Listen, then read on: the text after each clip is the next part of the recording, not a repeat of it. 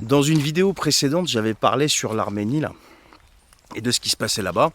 Et il y a des gens qui m'avaient sauté dessus en me disant oui, t'es pas à la page, il y a eu un cessez-le-feu, ça va s'arrêter, blablabla. Ben non, ça a repris. Et pire encore, il y a des milliers et des milliers et des milliers de gens qui sont déplacés et qui sont en train de fuir leurs terres pour pas se faire massacrer. Ils fuient les terres de leurs ancêtres. Oui, c'est ça qui se passe en fait. Mais le pire de tout, c'est la communauté internationale, voire la communauté européenne, et on va rester sur la communauté européenne. Pourquoi ? Parce qu'elle décide de choisir où elle place son indignation, elle décide de choisir qui sanctionner en fonction de deux choses. La première, c'est la soumission totale à l'oncle Sam, qui lui impose sur quoi s'indigner, sur qui s'indigner, qui sanctionner, etc. La deuxième chose, c'est en fonction de ses propres intérêts à elle.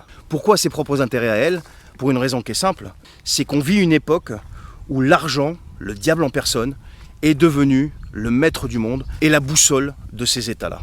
Voilà, c'est tout. Et vu qu'il y a des intérêts gaziers et pétroliers avec l'Azerbaïdjan, eh bien qu'est-ce qui se passe ? Ils laissent les Arméniens à leur triste sort. Voilà. Alors je parle pour les gouvernants, mais je parle pour ceux qui les suivent aussi. Parce que quand il s'est agi de l'Ukraine, la plupart des gens ne savaient même pas où c'était l'Ukraine, ne connaissaient pas le nom d'une seule ville d'Ukraine, ils ne connaissaient même pas le nom de la capitale.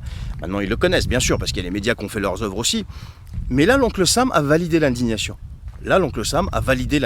Donc il fallait s'indigner, il fallait sanctionner, etc., etc.